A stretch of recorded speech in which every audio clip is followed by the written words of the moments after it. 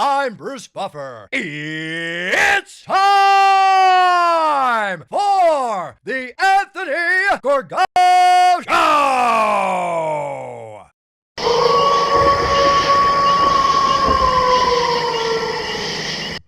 Good morning! Happy Halloween! Hungry dogs run faster. You know what was frightful? And good morning. This is the Anthony Gargano Show, and we are presented by Rite Aid. Yes, your neighborhood pharmacy. Get your scripts, get your flu shots, get your Halloween candy at your local neighborhood Rite Aid.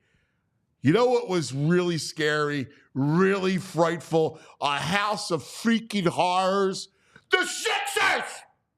Wells Fargo last night. It was awful. Can I just say this? Can I just listen? I understand the team is built around Embiid and Paul George, but they were down 19 points in the fourth quarter to the freaking Pistons. All right, Tobias, the friendly ghost, mocked you. He had the last laugh. He bricked threes in the first half, the whole thing. And he mocked them. It was utterly disgraceful. And I get this whole thing. This league freaking blows, all right? Let me tell you something. It's horrible. When you shell out everything for the playoffs, it just drains the entire regular season. I know that at some point, Embiid will be back, and Paul George will be back, and we'll be like, play the song, and they look pretty good, and let's go for the playoffs. But a whole season is flushed, all right? It's just a gas station bathroom that is flushed. It's terrible. It really is the product. I felt so bad for those people last night that were at that game and had to witness that garbage. And that's what it was. It's a sin, man. It's just not right. It's a league NBA problem, and the Sixers have to play right into it, right? Because God forbid, load freaking management. And I understand it intellectually. It just sucks as a basketball fan, right? If you like the sport, it just blows. There was nothing redeeming. And I feel bad because I love Tyrese Maxey like everybody else does. We love that kid. And that kid plays his heart out. And he's got nothing but aged out role players around him, or guys who don't belong, who are too young and don't belong on a floor in the NBA. Just they have no clue where to go. It was completely frustrating to no end watching that last night. And Nick Nurse, dude, you're like Nurse Wretched. Not even Nurse Ratchet, Nurse Wretched. Can you get them to play any semblance of defense? Can you freaking coach? Like, seriously. They're down to the Pistons. They look lifeless after the first quarter. I mean, I don't want to make a federal case out of early season NBA because we all know it's devalued to the point where it's meaningless. But don't waste my time. They don't even have a regular season. Like, if that's what the product is, then don't have it. Just start the season in April. And then call it a day. Play 2 weeks of a league-wide play-in and then have your tournament and collect your $300 million. Because otherwise, you waste my time. That was you wasted everybody's time and money last night. Shame. Just not right. Awful. Los Dodgers, I salute you. World Series champions. The Dodgers, it was the better of the evils, right? I mean, all I could say is I didn't want to see the Yankees. The Yankees didn't need another one. We didn't need to see another Yankee World Series. So I'm glad they came back and put us out of our misery so that I didn't have to think about the Phillies, all right?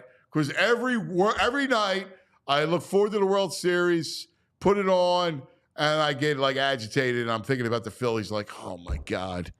Well, Dodgers are ridiculous. I can only go. Freddie Freeman is a great dude, and God bless him. And they're the better team, and they deserve to win. And I just eat my heart out. And that's just another, being a Philadelphia sports fan, having to look at another team celebrate. So as the celebration started, as it commenced, it was a great comeback, I was click. I was out. I couldn't do it. I couldn't. I hate watching other teams celebrate. And so I kept my streak alive. The minute they started to rush the mound, out. I'm out. Because let's face it, we still have only 2 championships, 2 parades since 1983. 2 measly parades since 1983. Think about that for a second. Let that sink in for a second. All right? You're talking 40 years, 40 plus years, and we got 2 parades. Thus, hungry dogs run faster. I need to crack open a beer. Kelsey salutes you. Good morning, Brett Michaels. Yo, dude, what's up, man? Dude, you remind me, he looks like Anthony Kiedis. You got Anthony Kiedis vibe dressed as a mummer with that hair. We should jam, bro. We should jam. Oh, man. Happy Halloween. Happy Halloween, man. This is your holiday, your big holiday. You and the pagan. Yeah, man. What's the pagan do on this day? So for everybody who don't know, Violations Greg, his wife is a certified pagan. Yeah. Right? Like, I mean, how else would you describe her? Weird. Eccentric. Well, but she believes in the universe. And she's a good energy, witch. Nature. She's like, bewitched. Yeah, Samantha. yeah. She's like Samantha, bewitched. The universe is good energy, and you can do things to make it work in your favor, she believes. Big weekend. Does she believe in spells? Yeah, she does spells all the time. She does spells? Yeah, we're all like give me an example of what you have. I mean, twice a month, we'll go to the wonderful Penn Herb store at 2nd and Spring Garden. And not far from here. A lot of women like handbags. She likes weird Eye of Newt we've bought before. You have Eye of Newt? She's bought. What she is has Eye of Newt? I don't know. Horny goat weeds out there. That's a real thing. Like, we go there and Horny goat cauldron? Like, do you make potions? Oh yeah, cauldron's awesome. Yeah, dude. I respect the cauldron. Crystals. She's got all that stuff. Yeah, she has potions that she'll let sit for weeks before they're ready, let them charge up before they're ready to use. And stuff. Really? Yeah. They have to charge up the potions? How do you use a potion? potion? Does a smoke come out of it? You see I'm not privy to those situations. Is she in the kitchen stirring up stuff? Yes. Has to be, right? Does she have a big spoon? Frog leg. Vampire giant wooden eyes. spoon. Yeah, I like that. Yes. That is good. Yes. By the way, put yourself on the screen, Larry David. Yo, Larry. Yeah. This is great because Andrew Frazier is Larry David. He's got his Spike coffee mug. I do, right here. Yep. Here it is. Latte Larry's. Latte Larry. Got the beans. She's got Nice the beans. job. You gotta get the beans, Larry. Get the beans, Larry. The beans, Get the beans. Happy Halloween. Happy Halloween, baby. Yeah. Oh, don't even offer me a beer. Yeah, baby. Kelsey, baby. I love Jason. So, yes. I need to anesthetize. I know, after last night. You are all gummied up, right? You're all gummied up. I'm all duped up today, bro. Like it didn't resonate to you last night that the Sixers put on that display. Like I feel like our job is to be for the Philadelphia sports fan, right? Our job is the conduit, right? Like we're there to protect the Philadelphia sports fan. Whether they want us on that wall or not, that's the job. Right. The job is to protect the Philadelphia sports fan. Yes. And I see something like that last night, and it goes against my sensibilities because I'm looking at those fans in the stands watching that direct, and it's not right. Are you saying it's because of a lack of effort or a lack of skill? First of all, just a lack of skill. There's a lot of lack. Okay? Yeah. A lot of lack. First of all, number one on the culprit list is the NBA. Because the league stinks. Allows this to happen. First of all, the league, which is in a horrible place right now. Look, I know it's early season, the rating. Nobody's even talking about the ratings, right? No. They're horrible, right? Because you're not going to watch. And again, it's football season, the whole thing. But if you look deep down the league, the stars are over, right? You got LeBron, Steph, KD. Yeah. They're washed. So the only guy coming up that's American is Anthony Edwards, right? Otherwise, your three best players are on it: Wemby, Jokic, and Luka. Right? So whatever. That's fine by me. A couple that may. Chet may bust through at some point. Okay. I mean, it ain't LeBron, no, KD, no, and Steph, right? So you're in a weird spot with the league. But the biggest issue that I have is that they devalue the regular season. The regular season is devalued, right? So then you take the Sixers last night, and you want to talk about they may be built without Embiid and George, right? They're the donut hole, right? It fills everything in. However, I saw a complete lack of effort on the defensive side of the ball after the first quarter. I saw them they got out rebounded by 12. If I was Nick Nurse, I would have been out of my mind. I think Nick and it was just bad. It was putrid basketball. I think Nick Nurse is out of his mind and frustrated, and this can't go on for this team. And Nurse Ratchet? I say, yeah, right.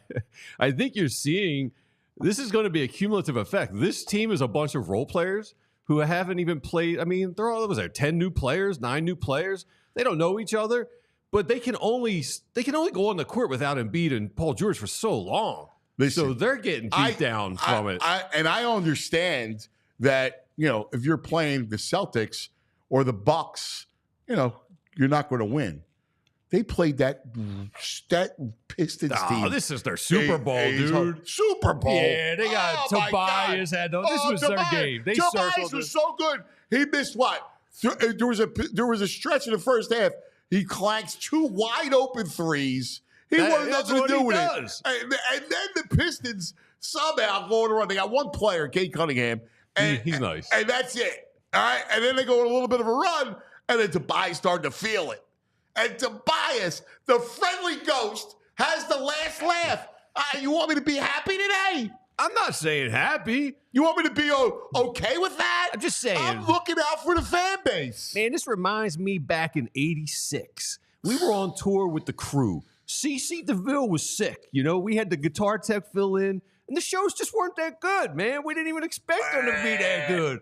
This is like a bunch of guitar techs filling in for Paul George and Embiid right now. It's going to stink, man. It's going to stink, bro.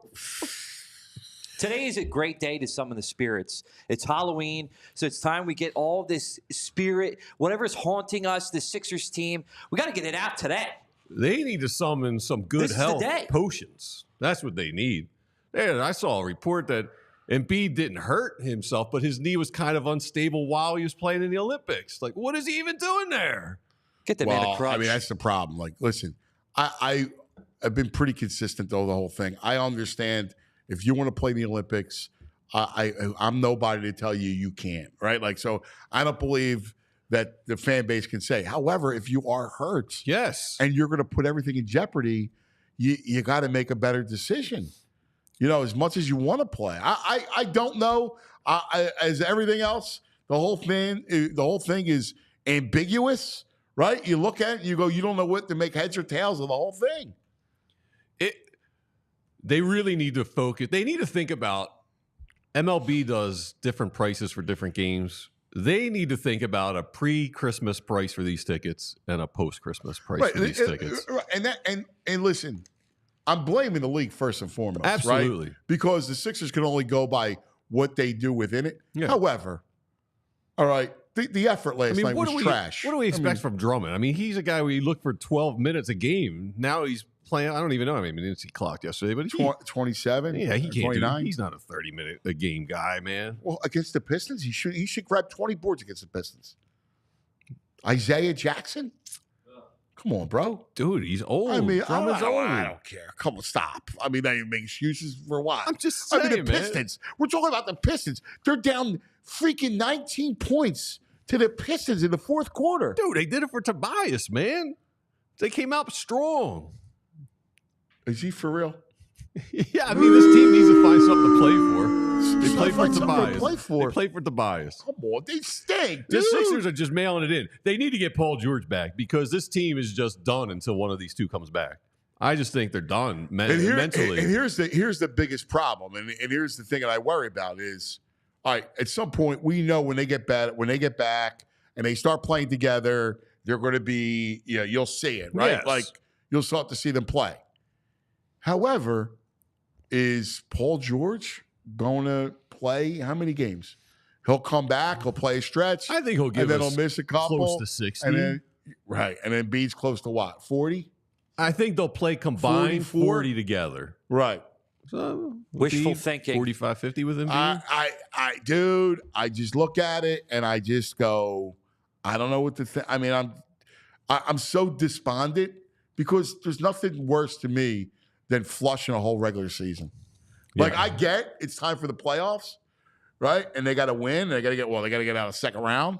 But when you flush a whole regular season, and here's the other question: can you just turn it on? No, that's why they're gonna. They have to play those last two months of the season. They all need to be playing together. There's just way too many new parts on this system. They look on offense. They look like they don't even have a system, or they don't know the system. And defensively, I don't know what's going on defensively. I mean, the only thing you can think of is that they're just frustrated. They're playing without their studs. I mean, there's no effort. Frustrated. There's no effort. They're just, and I don't know, dude. I'm very despondent after last night. Now the Dodgers win. You're like, oh, dude, Dodgers win. Yeah. Thank you, Frazier. Thank you, LD, Dude. There's some Anytime. great places in the world, but there's nothing like playing a show at the Whiskey A Go-Go on Sunset Strip in L.A. I got some love for the L.A., man. I love the Strip, the Rainbow Bar and Grill. Come on, man. Oh, stop. Listen. The other side of the world. LA Dude, blows. LA blows. All right, listen. If I got to been there pick a million between times. two fan bases, I can't stomach New York City. So I take glee last night that the Yankees imploded in one of the most ridiculously catastrophic fifth innings I've ever seen in my life, with Judge dropping the ball, Garrett Cole not covering first base. What happened to Garrett Cole? I have no idea. But I was enjoying it because there was a ton of New Yorkers in the pub last night, just soul crushed. So maybe that's why I'm a little better mood, because I saw a bunch of New Yorkers with their hats on get soul crushed last night. Yeah, I mean, listen, I feel you on that. Like, I'm happy. I'm rooting for the Dodgers. I was rooting for them, but like, it's like the lesser of evils. Yeah, well, now it's over. Now I don't root for them. Now I want them to lose Flaherty. I want them to lose the Soto race. It's kind of what it is, right? Yeah. I mean, I still miss the Phillies. And watching the Dodgers, right? And again, I turned it off right before the celebration really began. And I'm thinking to myself, that's yet another season in the books that Philadelphia hasn't won. Yeah, and Bryce is getting a year older. Well, not just the Phillies, but in general. Wow. Two parades. I mean, I'm really... 2 parades. Aren't you just... Joey! 2 parades. Joey, how old are you? 26. 26 years old. Yeah, he's lucky. He already saw one. He's seen 2 in his life. Oh, yeah. He's seen 2. He's spoiled. I've only seen 2. In his life. That's right. And you're what, 30? I'm 32. I've only seen 2. 2. Like, it's not right. I want more. It is Two. what it is here. 2 is, what's 2? That's Two measly. Gratitude, brother. It's 2 more than Cleveland. No, Cleveland. Actually, what am I Cleveland saw saying? some basketball. We saw 3. Me and you, Yeah. 4, 2 Flyers. Well, I mean, honestly, we were Conscious. We were barely conscious. All right. You Yeah. can't even count the Flyers. All right, so we've seen 3. Our whole we're worse shape than them. I know. That's what I'm saying. They got it good. They've got no. They're not going to be upset. They've got it good. Eagles have been great their whole life. Phillies, Yeah. half and half. We've seen. Phillies have had a couple good runs. Yeah, but they had good runs and bad and good in their lifetime. But we've seen Drek of Drek of Drek. I was about to say, we haven't had as much Drek as you guys. Nah, we've had all We've 4 seen sports. a little bit more success, but still, only 2 in 32 years? Come on. Yeah, it stinks. There should be at least 4. In a top 5 or 6 major market. I mean, it's yes. nuts. We should have 3 So Eagles. Eddie Wright says, I've seen 2 out of a possible 152 championship chances. 2 for 152. That blows. Is it? I mean, who and does it that's fall why- on? Is it and that's ownership why- here? and It's not that's just why bad luck. I look at last night and I just go, this is just horrible. It's just like it was just symbolic. Like I could dive into the nuance and I go, I get it, blah blah blah. But as the Sixers last night, it was symbolic more than anything. Are we cursed? Is it just ineptitude of ownership? We just can't have bad luck. We do have bad luck though. We got bad luck. From what? What does it I don't stem know, from? dude. I don't know, the soil, maybe. I don't know, but we have bad. We're on You can't Quaker tell me. soil. You can't tell Quakers me. are nice. You can't tell me we don't have bad luck. Embiid is bad luck. Oh, yeah. 100% bad luck. He's bad luck. He's got no luck. No, he doesn't have it. Look, You knew I mean, he was injured coming out. Yep. okay, A but big man injured coming out. He's Does a Danny Ainge he's a draft him? I don't know. dude. He's a cursed soul. I just yeah. I don't know. I'm speechless. Can you put the pagan on like a task to try to figure out why we have this bad luck? Can she make a potion, or can she make a talisman, Yeah, or you a got to charm, go over. You or got to go to something? the elders over at the old people. The older folks from Harry's Occult Shop now have a place on South Street. You got to go talk to those people. Can we You bring the Well, you elders know, in? you got to know some stuff. I mean, come on. You're married. Are you a warlock? No, I'm not. You're A like- sorcerer? What? I don't mess Who with are that you, stuff, you're like man. Darren? I don't like the. Yes, I am exactly like Darren on Bewitched. Yes. You ever watched Yeah. that show? It's well before your time. I know of the show. I never watched I got to it. tell you, Yeah. if she had, First of all, the show's premise, right? For those people that don't know what we're talking about, there was a show when we were kids called Bewitched, and it was a woman who was a witch, and a mortal marries her, right? Darren, he's an ad executive. And the guy Darren was such a J.O., right? Yeah, Like if He you're did- married to a witch, wouldn't you be like? I mean, all in. you Yeah, embrace it. Yeah, yeah. he never wanted her to do any spells. Flying the broomstick. He was anti-spells and all that stuff. Oh, She had a little thing. She just twinkle her nose and could cast Yeah. a spell on you. Great show. corny. That guy's corny. Unbelievable, Come on. right? I used to like Samantha's cousin, Serena. She played the same part, but she had a black wig. Yeah. Yeah. I used the She Dr. was, Bombay. she was like wild. Yeah. yeah.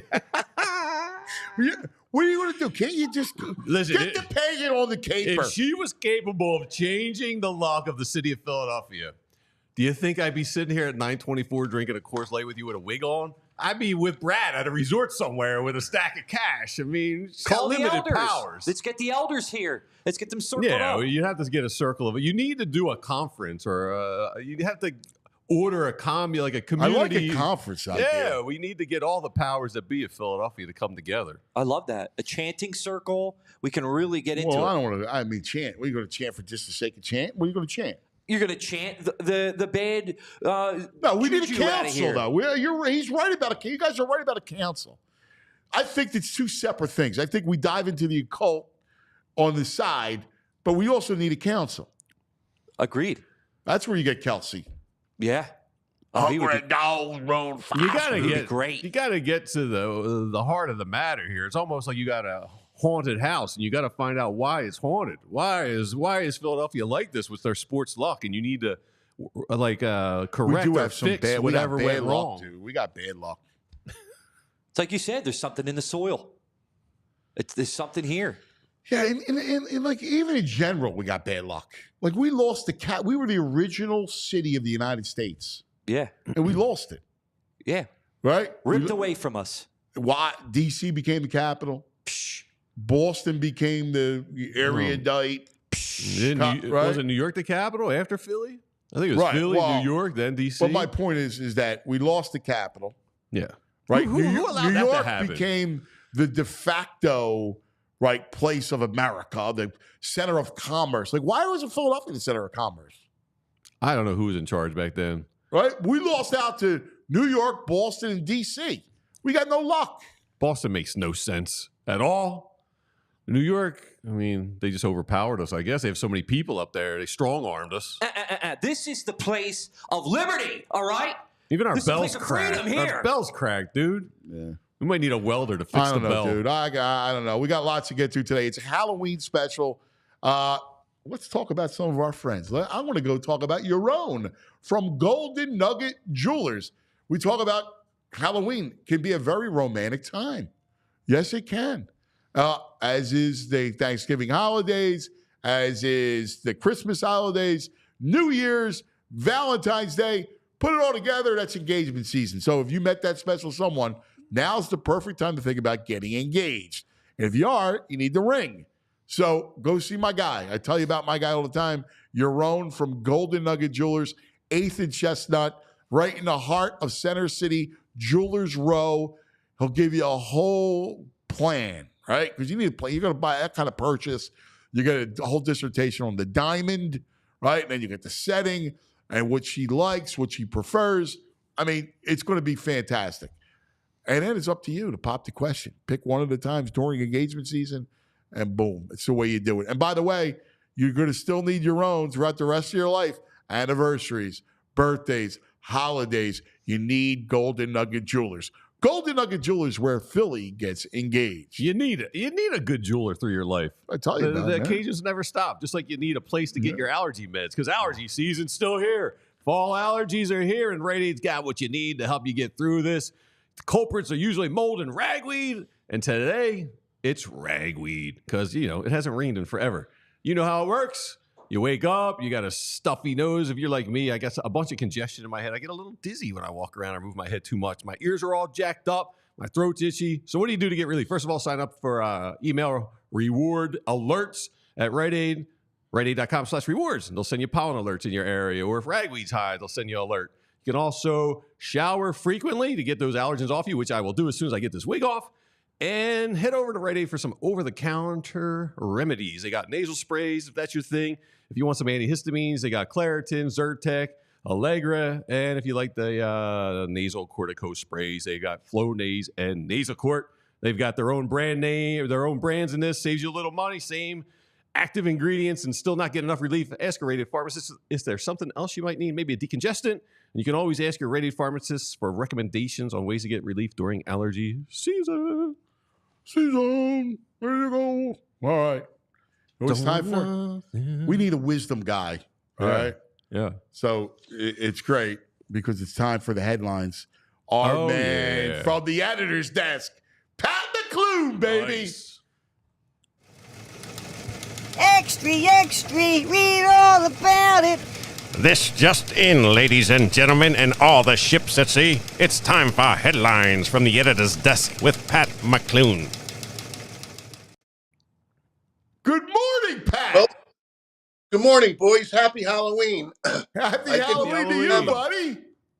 I didn't get the memo, so I guess I'm dressed as a loyal employee of Golden and Cowden Plumbing and Heating. Fran Golden and Billy Cowden in the outfit. So that's going to have to do for the day. If he came over to my house as my plumber, he got a good plumber look. I'd be okay with Pat coming in. I trust him. Yeah, without a doubt. Yeah. Well, Pat's got that trustworthy face. Yeah, for sure. Yeah. And VG's dressed like somebody who gets his medications from more than just the local Rite Aid there. I'll tell you that. He's a great rocker. You need some meds, Yep. Pat? I got a guy. There you go. That was a great World Series game last night, guys. It was almost as exciting as Pistons Sixers. Pat, are you kidding me with them? I mean, that garbage that they put out. The league should be ashamed of itself. And I do 5 categories a week. They didn't even make the cut. Nice. I love it. I'm glad they don't deserve it. Pardon me? They don't deserve it. I love it. I'm with you. There you go. I call it as I see it, as you two do as well. Amen, brother. So what do we got for this week? This week, boys, we got Eagles, World Series, Penn State, college hoops, and Flyers. Wow. All right. Let's go World Series. Get that out of the way. Okay. And the headline for this I previewed for you after the first Grand Slam. The headline for the World Series is Fred October. Oh, yes. Oh, man. That's a great headline, isn't it? Yes. And I can't take credit for that. My one of the best Daily News head writers and headline writers and layout guys, Drew McQuaid, sent that to a couple of the boys the night the first thing happened. So credit to Drew for that. I thought it was a good one. Oh, that's fantastic. Yeah. I love it. Yeah, I love it. I mean, Freeman, all those home runs. He had big hits last night. No doubt he deserves it. I don't know how you guys feel about it. We all have our hate the face guys. We all have our grudging respect guys. I've never felt badly about Freeman. I always liked Freeman, you know. So I agree. I'm not really like the opponents over the years, but I like Freeman. I like the way he plays the game. He went through a lot of adversity. His sons had some health issues, so even the way he was interviewed, he just is all about the team, and he's well deserving of that MVP, in my opinion. Dude, I'm so with you, Pat. You know what he reminds me of? Because I know the fans didn't like him, but I always respected him. I was a fan of his, was Chipper Jones. Like, he was just a great player, great baseball guy. Freddie's the same way, and Freddie's likable, man. How about the story when he was young? He lost his mother, and his dad was not feeling well, and he forced his dad to go to the hospital, and it turned out that he had a heart issue, and the doctor said had he went to bed, he wouldn't have woken up. Wow, that's amazing. I wasn't aware of that. That is that adds to the legend. Now, let me ask you guys, was there much conversation about the fan in the stands the other night ripping that thing out of Betts' hands? Yeah, Pat, this complete disgrace. Complete disgrace. He accosted Mookie Betts. They should have locked those guys up, let alone. And it just struck me as the kind of thing that if it happened in Philly, there would be hour specials condemning the city and bringing out all that stuff or whatever. I couldn't believe that one. The one that caught I'm not much for grown men in the outfield wearing gloves, but that guy that caught the ball, that was kind of dopey. But you could say he was just caught up in the moment. But that was brutal what happened there. That was awful. Horrible. And you're right, Pat. Like, how is a guy at a bar afterwards getting interviewed by ESPN? He should have been locked up. He totally accosted the guy. Absolutely. And even in the Yankees statement, they were real stern that they're not going to be in the stands for tonight's game. Tonight's game. Those guys should be done, period. I don't know how you could legislate that, but that was just ridiculous. It was. And his buddy grabbing Mookie's other hand. It was like ridiculous. Like, what? You can't allow that to happen in field of play. Like, it's unbelievable. Yeah, I was on the phone with my sister Kate, and I was in a position where I wasn't looking at the thing, and she said, "Oh my God, They just took the ball out of Mookie Betts' glove, and I'm thinking she can't have that right. But sure enough, God, that was brutal. And to your point, if it was Philadelphia, it would have been an issue. It would have been they definitely would have locked them up if it was Philadelphia. Absolutely. And we would have been the national, another blight on the town. Yeah, I certainly don't want to put a jinx on the town that we've been in our whole lives, but it's been a while since there's been any heinous. I could probably rack up about 30, 40 stuff around the country that's been heinous. It's been, good times in Philadelphia. Even regardless of what you think, I still think Philadelphia's fans are more discerning than in pretty much anyone in the country. Amen, brother. Amen. This portion of the program brought to you by the BetParks online sportsbook and casino app. Download it now. All right, number 2, I'm going to go a little college hoop. Yeah, I was hoping you'd scratch that itch. Hoops, there you go. And the headline for this is November Madness. Talk about sneaking up on us, boys. The college basketball season starts on Monday night, November 4th. It gets earlier and earlier each year. And one of my sources with college hoops is my old high school teammate, Fran McCaffrey's the head coach at Iowa now. And when I asked, is there a rule on that? He said, yeah, November 4th is the first day. And if they ever expand the tournament, it'll probably be even earlier. Wow. It's November 4th. And locally, nobody's messing around. All 6 teams are playing Monday night. They're getting right after it. You know what? I can't believe you said that. I'm like, how it didn't do, because wasn't it normally like the middle of November? It was more towards Thanksgiving. Back in the day, it was December the 1st. Yeah. I'm ready to go. I've been watching my Q's highlights. They've been doing some preseason games. Yeah, he's a big college hoop. He's a big college hoop guy. What do you think, Pat? Give me a little primer. Anybody got anything? First of all, Villanova and LaSalle are going to have 8 games by the end of November, and the only one that has is 6 is St. Joe's, but it's between 6 and 8 for all 6 teams. So the primer I'll give you, you call November Madness. It's pretty gruesome. The ball, don't get too caught up.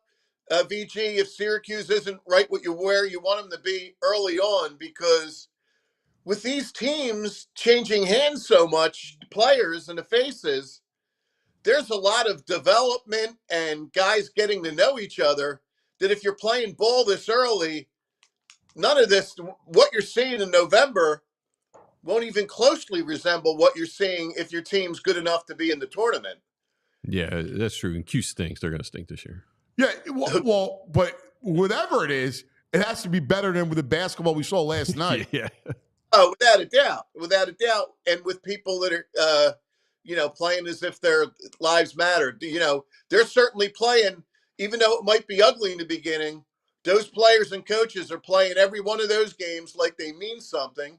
And they really do when you add it up. But I totally agree with you two guys about how the NBA regular season's been watered down.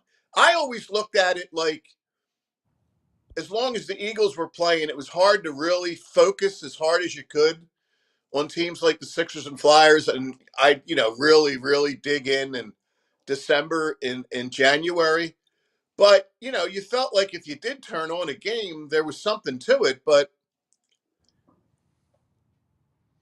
I don't even know, I feel bad for Maxey. I mean, they're all know Maxey didn't know he's out there, and there's a guy that's going to give you the effort in all 82 games. I think that it's a league-wide, I do think it's a league-wide problem.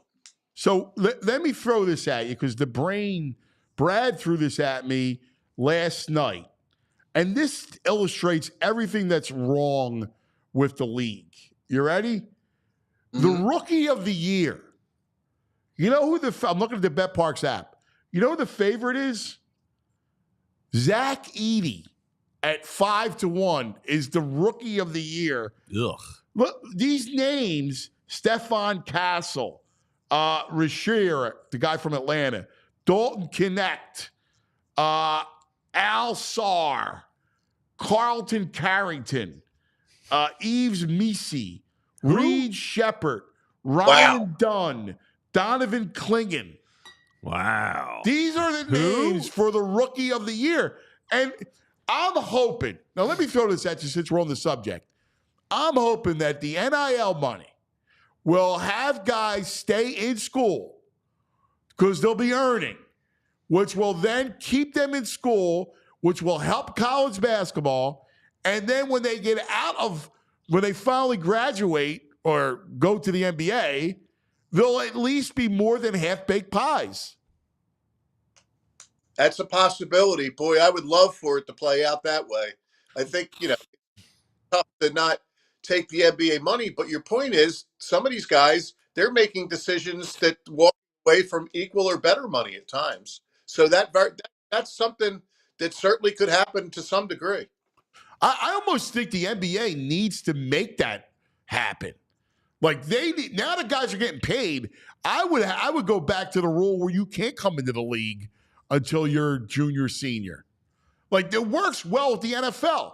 Guys come in after your junior year, senior year, right? Like guys are ready to play. I wonder what that's going to do for those little farm teams they had, like the Ignite and all that little league where some of these guys get drafted out of. Why even have that if they can make good money in the colleges? Yeah, no, you're spot on. Spot on. Hey, Pat, you're a LaSalle guy? 8 years of Christian Brothers, the high school and college, yes. Nice. So they just revamped the whole where they play ball, right? And I'm really looking, I'm looking forward to going there. My son Dan graduated, him, and my son Brendan's always been a LaSalle fan. We'll get out there early. Nice. They open against American on Monday. It's kind of interesting what they did. They took the gola and they pretty much made a 180 of the court. So instead of facing, say, vertical, that's now horizontal. And what that allowed within that short, footprint they had is you now have seats behind both baskets. So it's more of a, an intimate feeling. And, I don't know how intimidating 3,500 people could be, but the fans account and all those guys will certainly make a good effort. So I'm hoping that works out great. And I'm always rooting for them, and especially with Fran Dunphy at the helm. Yeah. I will say this, and I'm glad Fran's there, but they made a grave mistake. A few years ago, they had a chance to get Timmy Legler, and Timmy Legler would have made an imprint. He would have been a great coach for them, and it was a terrible, terrible mistake. I remember what a great player he was coming out of Richmond. One of the best pure jump shooters you'd ever want to see. Yeah, we had a lot of conversations about that job and how Timmy wanted it bad. And Timmy was a really good AAU coach, had a program. He went through everything. I thought he would have been perfect. And, they missed the boat. Memphis went with the Penny Hardaway, and Weber gets a job, and all these guys got jobs. And here's LaSalle with Legler at the doorstep, and they didn't want him. It'd be interesting to see how that would have played out for sure. Yeah. Anyway, let's see. Third category. What do we have left? We have Eagles, Penn State, and Flyers. Let's go with little Fly guys. Okay, and the thing here is it's between the pipe dreams, and it really struck. That's a great headline. That was a nice win Tuesday in Boston. I think, and I listened a little bit to some real good conversation after the game with Bill, Charlie, and Kelly. And I think it was the first regulation win in Boston since 2011. And it made me think of this. I don't think stood in his head. I think he faced 23 shots, it was as much a good defensive effort by the Flyers as the goalie. But I wonder how you guys feel about this. I always feel like over the years, there have been certain things that have been elusive for franchises. For the longest time for the Eagles, it was wide receiver. Between Mike Quick and T.O., it was just a wasteland of receivers that they never seemed to get it right. And Donovan had to play with some really weak receivers. I always felt with the Phillies, it was the bullpen, and they've done a little better on that recently. And I always felt with the Flyers, it has been an never-ending search for the goalie. And the franchise has been so star-crossed. They've had things happen like Pelly Lindbergh dying in an accident, and now the horrible thing that Carter Hart's accused of. But as it relates to building this thing, and, Dan Hilferty and Jonesy and Briere, and by the way, they hadn't won in Boston in so long. Briere was on the ice for that game. That as they continue to do this thing and grow up with Michkov, at some point, the goalie's going to have to be in place, and it's going to be interesting to see how that gets handled. So they got a kid right now. They have his rights. He plays in the KHL, another Russian kid, who is supposed to be a legit prospect. I mean, not like Fedotov is not a real prospect as we see. He's not the guy. But this kid is supposed to be legitimate. Now, we'll see. But you're right. I mean, go back to it. I'll never forget. I mean, I can almost close my eyes and rattle through the goalies, right? Because after Bernie, you had Phil Meir. Remember him? Right, yeah. Oof. Came Flames. Yes, yeah. Right. And then there was somebody else, a prickly fella in the early 80s that led into Pelly. And then after Pelly passed, Pete Peters. Pete Peters, thank you. He was a prickly Pete. And then you had Bob Froese. Remember Bob Froese? Yeah. Yeah. Then you had Darren Jensen, the Hair Club for Men. Right? And then you had Hexy. Hexy worked. Yes. Hexy 1 worked. Hexy 2 did not work. Barrage Hexy. Hexy was good, and he was good for a long time. Yeah. He was the inspiration in those years, yes. And then it was the disaster time, right? Remember they chose, was it Beezer over Felix the Cat? Yes. Wrong. Yeah, answer. Beezer was bad. Beezer cost you. Czechmonic, Nitamaki Hockey, Robert Esch, Bob Esch. Oh God! Oh Pat, the Right. goalie hell on Halloween. Yeah. So here, And the other one that kind of paired it for me that I thought we could make a category out of it was, besides what was nice about Ursan last night, is since we last talked, I saw the meme that, and some of them were just pure mistakes. Apparently, Bobrovsky is the fastest either 300 or 400 wins in NHL history. Yeah, I saw that. Yeah. so here's some stats. It's Yegor Zavragin. Yegor Zavragin. He's 19. He plays in the KHL. He started 7 games in the last 18 days, 4 in the last 7 days. He's 9-4 with a save percentage of .929 and 2 shutouts. So he's a kid playing amongst men right now, and he's holding his own. What's the name again, VJ? Yegor, it's Yegor. His last name is Zavragin. Nice. Zavragin. Yeah. Yeah, wouldn't that be great if they develop him and, he's ready in 3 years? Dude, could anything come more full circle with this organization than their future goalie and stud being Russians? Right. You couldn't make that up. Pat, when they played the Russians, when they had that Russian game, were you at the Daily News? No, I remember it distinctly. They played the Russians on a Sunday. It was my senior year in high school, and we had North Catholic at LaSalle that day. Go Falcons. Home of your next guest, Keith Pompey. I just remember being there, and I was, after the game, we were all scattering because I think we were able to catch the end of that game. Yeah. Wow. So that was that was before Daily News days. I was still in high school when that went down. That's cool, man. That's cool. All Remember, right. you What's were that? young. Remember? I remember it. I mean, I was little. I mean, I remember the whole, like, it was like a big deal. I just remember I then walked off the ice, right? The Russians. Cowards. Yeah, the Russians was. And I remember, like, they were barnstorming through all of hockey, right? All North America. And they were beating everybody. They beat the Canadians, right? Yes, and then the Flyers were the last stop. And the Flyers, you know, were the ones that, you know, defended, you know, the whole thing. Our honor. We're America's team. Yeah. Yeah. All right, let's go Penn State. For Penn State, the headline is all or nothing. Because we're going to. Oh, man, nice. That's clever. Yeah, it is. That's very good. You're such a good headline writer. So this is a big one, and there's a lot of tentacles to it. My oldest son, Pat, and my youngest son, Tom, both went to Penn State. Between that, the fact that my friend Dana O'Neill is a prestigious alum, and Dick Girardi to this day still does the radio for Penn State basketball, I'm all in on Penn State.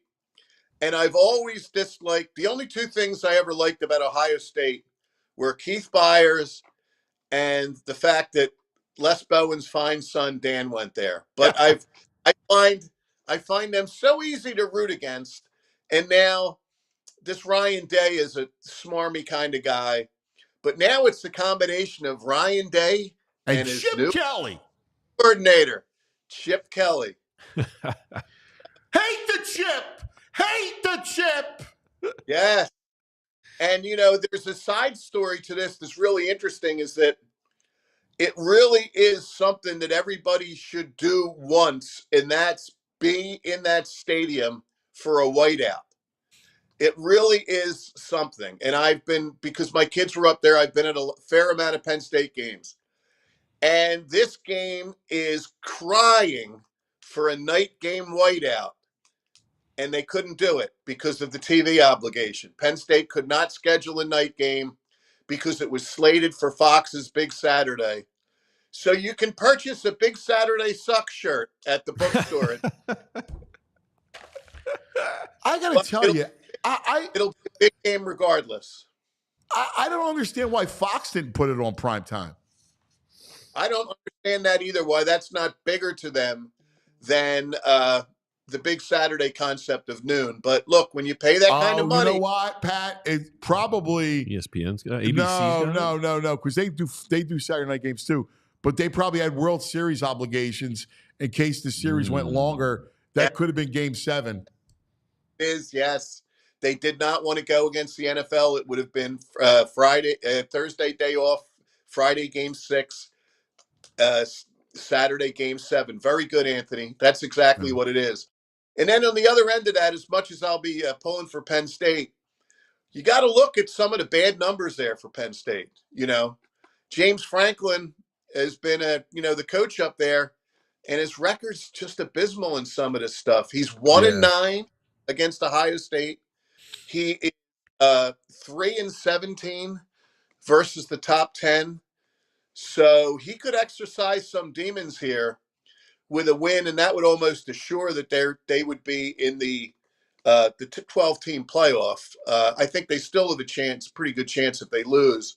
I was hoping that once they would be in the 4 because, let's face it, making the 12 isn't like making the 4 was. But so, you know, my gut, there's nothing that makes me feel that this will be anything different. I think from a matchup perspective, breaking the game down, Ohio State's got 2 first-round locks at wide receiver, and that is not Penn State's forte. Penn State's got great running backs, a really, really talented tight end in Warren, but their receivers are okay. One of them transferred from Ohio State, Julian Fleming, because he wasn't going to get much run behind. Yeah. But there's a guy named Smith. He's really small, and I think he's only a freshman, but people swear he's going to be the next thing. and they have another receiver who's been there a few years who's just going to follow Marvin and Nagata and all those guys that they've had, Olave. They've had a rich history of really fine receivers. And then one more storyline, the transfer quarterback that Ohio State landed this year, Will Howard, is a local guy. He's Downingtown West. I didn't know that. Yes, we've transferred from Because he went Kansas State, right? Yes, Downingtown West, and a Downingtown West guy who always wanted to play at Penn State. And Penn State did give him the look. And he wound up going to Kansas State, and now he's at Ohio State. So it's going to mean a lot to him. So it'll be very interesting at noon on Saturday. Well, there's one hope. The one hope is Ohio State's offensive line is not good. Nebraska, and we were texting during the game on Saturday, Nebraska was able to exploit the Buckeye offensive line. That's what Penn State needs to do in this game. If they can get pressure on Howard and stunt that offense, they could pull the upset. Nebraska had them right where they wanted to. If they could have banged it in on that earlier inside the 5, and but anyway, that was a really, really good game, and that's good. We'll see. And Penn State does, in fact, have a good defense. One of their top defender, who's going to be a number 1 draft pick, is a LaSalle High School guy, Abdul Carter, who's an edge, who's going to be who should be really good. Yes. All right, finally, let's save the best. That was awesome. The Eagles, that was really 30 minutes of dominance, that second half. Look at that. That was Nice. Look at that. really, really something. And let me ask you guys this. Is it possible that what's happening here is it really did take place for what the 2 coordinators are doing starting to set in? I think you believe that on the defensive end, Anthony. I completely believe that. And I think on the offensive side too. I think from what I heard that Kellen Moore has really stripped a lot of the other stuff from the offense, made it really friendly for Jalen to really kind of morph the offense more into stuff that he likes, but also doing from behind under center, use a little bit middle of the field. So I think the stability from the coordinators is what you're saying. I think you're spot on. That's interesting. One thing I'd like to see as they move along on offense is I would love to see the Eagles develop a solid, fluid screen game. Andy Reid really knew how to run screens. Always does, still does. And when you think some of the numbers that some of these guys, one year Westbrook had 90 catches in 2007 under Andy, and Ricky Waters was in this before Andy was in this 65 to 66, and one year LaShawn McCoy caught 70. And Barkley in his first year, he caught a bundle of passes with the Giants. And I just think that that's something that if they could establish kind of seamlessly, it would really help them with the blitz and would really make defenses wonder exactly where they're going here. I love that. I love that idea. And when Goddard comes back, I would deploy the tight end screen too. Andy was a big tight end screen guy.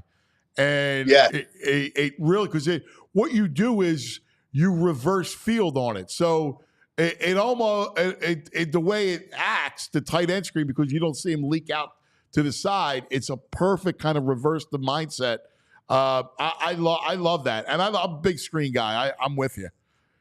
And you remember last week, we both were on the same page that it was going to be a really tough one. It would be great if the Eagles pulled it off, but if they played a certain kind of way, we could live with a loss. So we're very happy with what we got, but let's set the table for this week. This would be a really bad loss. I mean, a really. Yeah. They really, I don't think they're going to, I don't feel like worried. I don't know. Maybe it's me.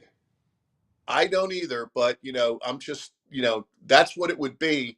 And now, what are you? You're 6-2, and we're going to have a lot of fun next week talking about Dallas. That would be great. That would, and I want to, I want to go into the annals. I want you to take us into I want all 5, maybe, or at least 4 of the headlines to surround Dallas, and maybe some of the stories that we don't talk about as much. We can all talk about that. That'll be fun. I look forward to doing that. Sure, we'll make a big part of that. Yep. Just as a quick aside, the Michael Irvin game. So yes. I pitched the story.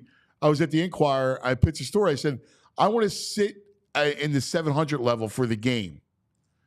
And so that was the game that Irvin gets hurt. And so I had this whole piece of the fans. I remember they were on CNN, and I just so happened to be up at the 700 level during that whole thing. And it was it worked out like, the next day I was on CNN, and then they were out running on the front page. You were Johnny on the spot then, that's for sure. No doubt about it. No, that was Eagles Dallas. Like, that's us, Yes. Hey, so what do you do for Halloween? What kind of candies you give out? You got to go big bar candy. My wife. He's old school. He's classic. Yeah. Oh yeah, big bar candy. Not as many kids come as you want. Can't say I've ever sat between my house and my neighbors and handed out the Halloween at 80 degrees. That's really weird, but I'm looking forward to it. I'll have the short sleeve shirt on and shorts on Halloween. That's a little crazy. Yeah. But one move this year is that, we made sure that you got to have a little something for if a kid that digs in there and doesn't go for the chocolate. You got to have a little something there with the lollipops or something on the side. So anyone that comes to the 500 block of Sagamore in Havertown will be well taken care of by all my friends on the block. You're the greatest. You really are. What's your favorite candy? Will you nibble? You know what I like? I like a Milky Way put in the freezer. There you go. And then you kind of slowly break that down. That would be mine. Yep. I love it. That's an OG. I'm not a huge Milky Way guy. That's an OG. That's an old He's the man. Yeah. Man, you're the greatest. Yeah. We love you, Pat. Thank you, brother. All right, guys. Happy Halloween to all. Rock on. I hope you kooks enjoy the rest of the show. Thanks, brother. The great Pat McLoone from the editor's desk. He's a gift. He really is. Yeah. His headlines are great. They really are skilled at it. I know. I mean, they're fantastic. I love getting the email when he sends it to me the night before and I'm reading them. It's always great. Yeah, it really is. It's fantastic. Halloween, man. I miss, because now my boys are older. 6th grade and freshmen in high school. I used to love walking them, down the street. Yeah. And guys would always have like the house that would be done up. Oh yeah. And then there was always be the dads that would have beers or shots. Yeah, I respect the parents who stroll around and they got some roadies with them. I respect that. Yeah. We're gonna miss that. All right, you can just still wander the neighborhood with some roadies. Is not old enough. He could Moss still go. is too cool, bro. Yeah, he is. He's too cool. I went trick or treating at like 14, 15.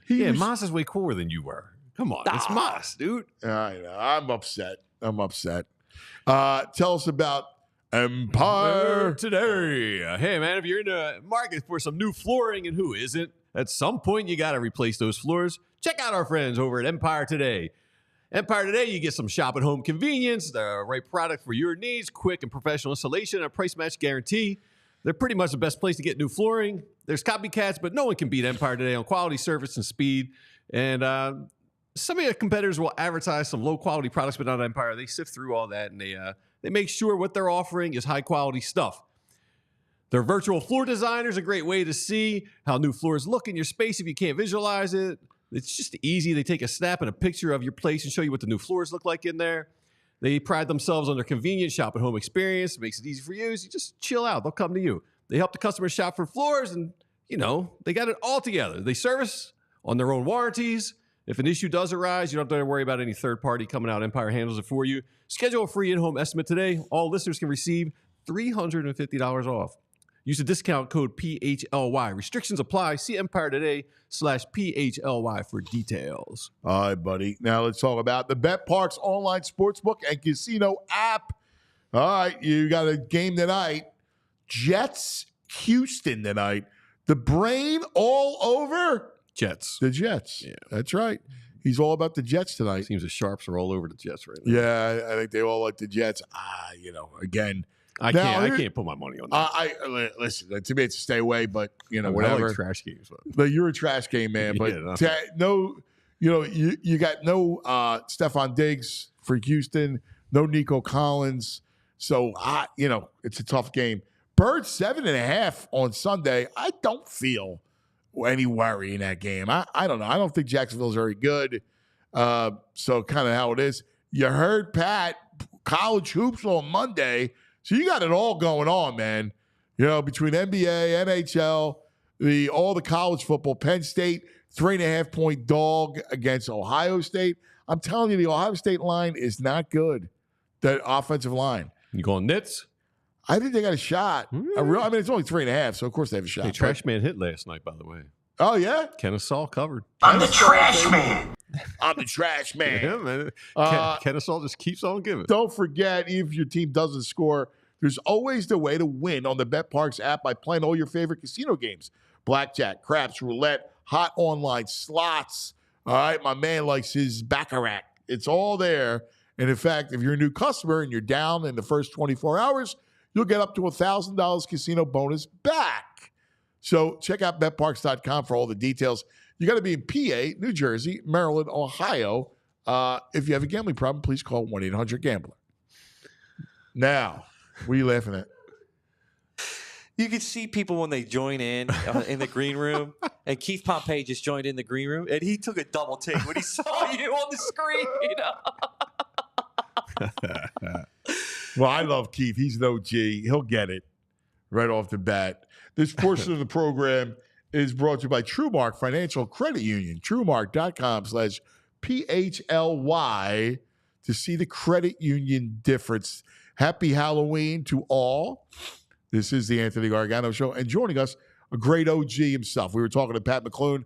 Pat brought him up, and he is great. I really wanted to talk to him today because after last night, I just felt disgusted. Disgusted by the whole thing, by the league, by the fact that the regular season is a flush piece. I had to get my man to give me some sanity. He's from the Inquirer. He's such a great journalist. Keith Pompey. Keith! Yeah, Keith. What's up, fellas? I had to do a double take. I was like, but then I got it. What are you doing to Pompey household for Halloween? Man, I don't. My wife and my daughter, they like going out and doing stuff, but me, I'm kind of like the lazy dude. See, I grew up in the era back in the day where people used to snatch your bags. Man, so we were fighting on Halloween. Those mean streets of Frankfurt back in the day. Yeah. You got to clutch the pillowcase. You walked around the pillowcase. You got to clutch that thing. People walk up to you like, back up. Do you remember, speaking of back in the day, what Mischief Night was? Oh, my God. Yeah. That was crazy. You remember, like you wake up the next morning and see whose cars were egged and everything like that. It was different. It was a different time. Yeah, it was crazy. All right. Speaking of just frightful stuff, that game last night, they're down 19 in the fourth quarter. I got to tell you, I understand no George, no Embiid. Poor Max, he's got to shoulder everything himself. They're all role players. But as a symbol, it was just disgusting. Yeah, it was. I mean, it was. And this is the second time that it happened, right? I mean, you look at it and you say to yourself, and you understand it, like you say, but you look at it and you realize that this team is so top heavy.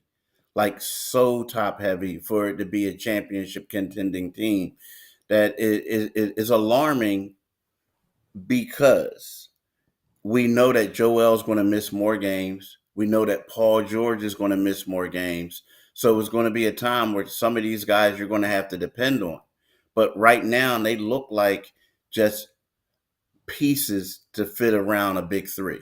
You're going to have to rely heavily on Embiid, George, and Maxey. And right now, Maxey can score a lot of points, but he's going to have a tough time willing them to victory with his co-star, so to speak, right now. So that is kind of tough to me because you look at this Detroit team, Tobias has been struggling mightily. The other guys, I mean, you look at the 10 rim. points. They stink. Yeah. I mean, I like Kate Cunningham. I mean, all right, Ivy's decent. But come on, the Pistons were winless. They're not good. Like, it's one thing if you lose to the Bucks that way, but you losing to the Pistons this way, come on, at home. Yeah, but the double down on that was the fact that when they played in Toronto, and you looked at that Toronto roster, and the first time I went out with people at lunch that day, and they were like, "Yo, we're tanking, Keith," and I'm like, "Tanking? Y'all tanking?" They're like, "Yeah," and then like 5 of their guys didn't play, and the Sixers lost that game. And you thought that they kind of like got an identity when they went to Indiana, and then they come back home. And this is supposed to be the game. Like, yeah, let Joel and Paul rest another day. We'll get 4 days, and they laid an egg. So it's not promising. Now, again, I think when the other two come back, they're going to be competitive. The problem is that what's going to happen on the nights that they don't play. Yeah, I'm with you. I mean, that's and here's the other thing too. I understand they're all role players. However, the effort after the first quarter defensively, I mean, Nick, I have to be honest with you. I didn't see any effort. If I was Nick Nurse, I would be upset today. Yeah, I would be. And the effort. And then another thing where you talk about role players and stuff like that is 3-point shooting, right? These guys should still be able to make shots. This is the NBA. They're ranked 29th in the league in 3-point shooting at 27%. So that's kind of awful. They're also, they brought in Drummond, who's supposed to be a beast on the board. He's grabbing his rebounds, but no one else is. Nobody. So we're talking about role players. And the 3 things is role players are supposed to bring energy. They're supposed to be fundamentally sound. And they're supposed to be able to, just grab boards and do all the little things.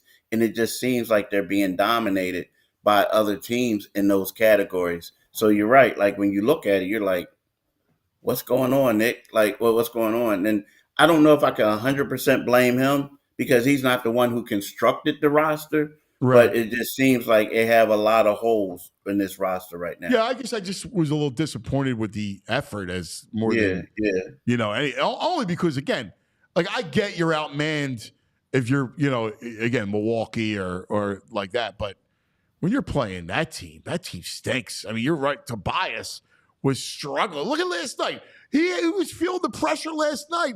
It was only we both know him and he's a great guy and all, but let's be honest. He was always a front runner, right? Like when teams are going well, he'll start to score, right? So last night he was tight, right? He had those 2 open looks from 3 that he clanked, and then only because they went on a run that he started scoring. You're already up 10, and then he extends the lead. I mean, I was disgusted watching that game. Yeah. He really did it to him. It was kind of like you said. He was, when they had the lead, he was the guy that basically put his stamp on it at the end. Like, let me get this. He had that and 1 dunk, and like his family stood up. The crowd was like taunting him. Yeah. They stood up. It was like, it was good, everybody. But it was it was bad. I mean, it was bad. And you know what? You have to hope that. I mean, I do expect Joel and PG, at least one of them, to play on Saturday. But it's not starting out the way that it was supposed to. Like, this was supposed to be a lot of excitement coming into this season. And now you got the 2 guys not playing. And then the guys that, think about it. We're talking about this roster. Like, oh, they're bringing in this guy. They're bringing in that guy. A lot of different things. And then we're looking at them and you realize that some of the guys are, they're good, but they're older. So they can't play. Like they'll have one good game and then the next is nothing. And then you wait a couple of days off and then he'll come back and he'll give you something, right? So, or you have a guy who's really good, but he can't stay out of foul trouble, but you need him to play a lot of minutes. Or you have a draft pick and Bona, I like him a lot, but he's just not ready at this particular time to be a backup center. He's still on that project stage. But these are the problems that they have, but they're trying to win a championship. And when you look at the Knicks or you look at Boston and now like Cleveland, these are all teams who have their rotation. They got everything together and they're deep squads. And now we're the Sixers and are depending on guys who can't go every day, can't play a lot of minutes, can't stay out of foul trouble, can't make shots, and aren't ready at this particular time. So it's a dilemma. And the biggest thing that you see with the Sixers, and I like it, is it's good for him. But when Jared McCain was drafted, when we knew that they were bringing all these people, the consensus was that he would be an end of the bench type of guy right now because of he's so young and everything. But it just seems like, at least yesterday, and he didn't shoot the ball particularly well, but he brought that energy that you were talking about. He did certain things that you felt some of the more veteran players would do.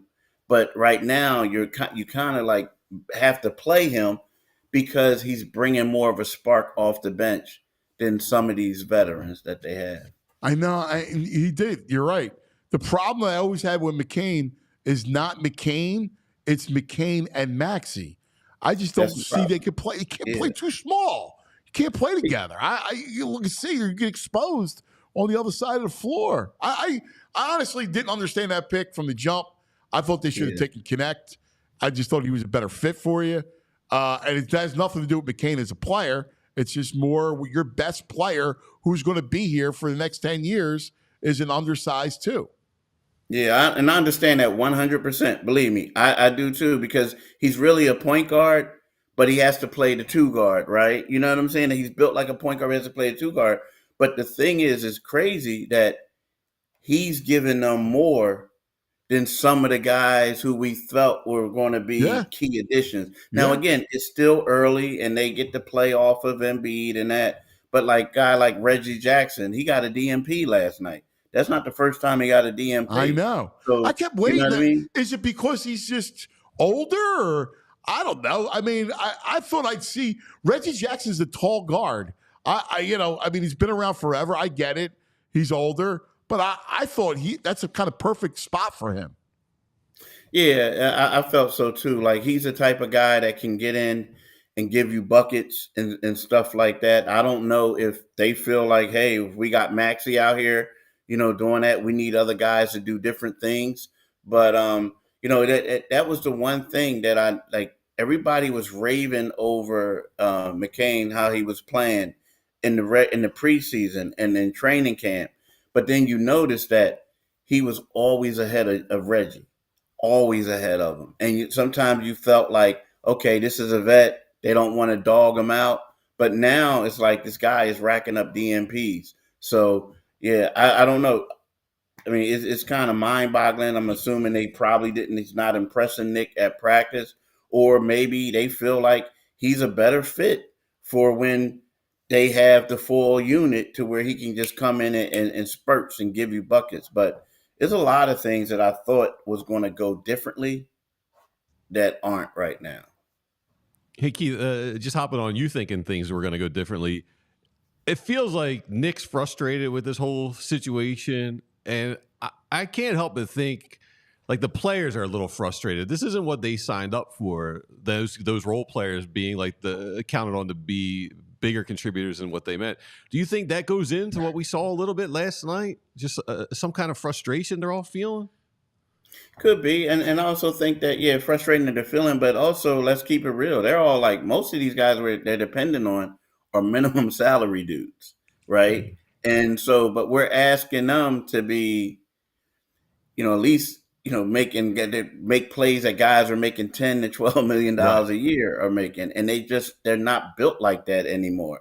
And I think there is some frustration because like guys, you come here like. If you're Eric Gordon, and I'm just throwing the name out there, and I haven't spoken to him or anything like that about this, but I'm just saying, if you're Eric Gordon, a guy in your 16th season, right? You're 36 years old. You're coming to Philadelphia because you want to win a championship. You know that you have a skill set. One skill set is to stretch the floor, and that's to play with Paul George and Joel. But then all of a sudden, they're saying, yo, bruh, we need to put you in pick and rolls. Right. Yo, bro, you got to guard this 23-year-old, right? So it's kind of like it gets to a point where you get put in a bad situation, but it's also not what you signed up for. And then you're probably like everyone else, like, yo, like, when are these guys coming back? We keep asking, we keep having to answer questions for them, but they're not talking. You know what I mean? So it could be the frustration. And I also think that Nick Nurse's frustration is because, let's be honest, he wants to coach the team. He wants to get them better, but he has to be the face of the franchise right now, being the one asked about Joel, being the one asked about Paul, but they're not speaking. So I think that has a lot to do with his frustration as well. There's a report floating around on Twitter that Embiid's knee wasn't 100% for the Olympics. Did you hear anything about that? One thing that I will say about his knee is, if y'all remember, he came back with 7 games to play. And then all of a sudden, you remember he fell down, this and that, and he missed a couple games. And he kept falling in the playoff series. Everyone kept saying he just had to adjust his knee. But then when you talk to Embiid later, he kind of like alluded to that he possibly came back too soon. So I kind of feel like what happened is he came back too soon. He rushed back. He wasn't 100%. And he played in the Olympics. He wasn't 100%. I feel like what Embiid is doing now, he should have done when it was time to go to the Olympics. He should have, and again, it's hard for me to say, don't win a gold medal. I get all that. Yeah. But I feel like the rest that he's taking now is the rest that he would have taken if he wasn't in the Olympics. Listen, ultimately, Keith, and by the way, I applaud you for keeping a straight face as you were looking at VG. But I know who you are. Yo, who are you? I know who my man is, who Cuz is, but who are you? I'm the Italian Kelsey. Yeah, Keith, you knew me when I had hair back in the day, man. Yeah, I know, but come on, bro, but your hair was never that long. I'm Brett Michaels of Poison. Come on, every rose has. Okay, all right, okay, I get you. All right. Yeah, I'm sure everybody knew it. We're off the top of your. The headband gives it away, man. Come on. Yeah. Okay. I blame the league, man. The way the league is set up, they basically have devalued the regular season so much that it's a joke. Like, the Sixers are flush in the regular season, and games like this, I don't even know how you could charge with a straight face. I mean, it's borderline fraud. I mean, like, there's no reason nobody cares about it. And as much as they give we're going to do an investigation, it's all nonsense because everybody knows it's just about the playoffs. And it's a shame. It's like a whole big sham. Yeah, it is true. Everyone knows it's about the playoffs, and it's also now about the playoffs and the play-in tournament. So let's see if they would miss that Tuesday night game. Let's see how they would have reacted to that, right? Yeah, I mean, and that's part of the problem. I mean, and not only that, it's about players, it's about stars, right? So, Embiid gets to call the shots. The league wants to make sure that Embiid stays happy, right? So it's one of those things where, let's face it, $100,000 fine is nothing to a billionaire owner. And because Embiid's not playing, he doesn't get reprimanded at all. So it's not like they say, okay, Joe, we're docking your pay. You're going to find a billionaire who owns the Redskins or the Commanders. He owns the Sixers. He owns like a hockey team, soccer team, all this, bringing in money, $100,000. Like, okay, let me just give it to you now. Like, you know what I mean? Let me give it to you right now. So I just feel like the rules need to be stricter. And let's keep it real. It's like, if you keep doing that, it's going to happen over and over again. It just is. It is. And they can come in with, this whole midseason tournament, all this other nonsense. They already, and it started with San Antonio, but they already devalued it. I mean, the moment your stars aren't playing 82 games is the minute you say the regular season doesn't matter. And the Spurs started the whole thing. And that was the genie in the bottle. Yeah, it was a genie in the bottle. But the one thing I caution the Sixers in this one is, you keep saying that we're doing all this for the playoffs. You keep saying that. Well, I hope you build enough continuity and get these guys in these right roles, because, if you get a bad seed, it could get ugly for you. It really could. But they're saying, don't worry about it. We're going to be great in the playoffs, but it's not a guarantee that they're going to get out the second round. It's not. And because that's all that matters around here. Keith, I wanted to ask you. I was going to ask you about the continuity thing. How many games, from your experience, how many games do you think they need to play together as a unit to actually have that continuity and be effective in the playoffs? Man, you know what? I can't really put a number on it, like, per se, but I think you got to play together for a large portion of the season. I mean, you think about this, because here's the deal. Think about whenever teams make these trades at February, right? And they always say, we're going to get this guy and he's going to help us win a chip. Now, Marc Gasol, that happened, but he wasn't a key player on that team. He was a great guy. He was like, a rebounder, rim protector, this and that. But when you talk about Joel Embiid, an MVP type guy, Paul George, who you say him or Maxey are going to be second best, you got to get these guys intertwined. You also have to get these role players knowing where to be at on the floor. So I think you need a lot. And that's the reason why when James Harden came here and everybody was excited, and when it didn't happen, what did they say? Well, we need a season of these guys playing together for it to work out. So now what you're saying is, nah, we're just going to let it work out in the playoffs. And it typically doesn't happen that way. You know what I mean? It doesn't. Now, Kawhi, I get it. Kawhi, everybody say Kawhi, missed 22 games. Well, he still played 60. So, you know what I mean? I would like to see the Sixers play, if I have to put a number on it, like 50 plus games of these guys out there together, all of them out there together, doing it. And, so they needed to get it together, man. They need to get on there and mesh. And then also that gives you an opportunity to find out what type of role player, not a star, but what type of role player you can go out and get in February to help out. Yeah. No, it's spot on, man. And like you said, I don't know. Can they get to 50 games? First of all, when Joe comes back, he's not playing back-to-backs, right? And then, Paul George and Joe have to be every other game. Like, they're going to miss other stretches. I mean, it's just kind of what it is. Yeah. And that's the hard part. That's the hard part. And then, but the thing is, it's kind of like you're pushing the goalposts back by saying, don't worry, it's going to be the playoffs. And then the fan, then it's like, oh, don't worry. Next year, they're all coming back and they're all going to be healthy. Oh, man, it's killer. Hey, Keith, when's your podcast drop this week?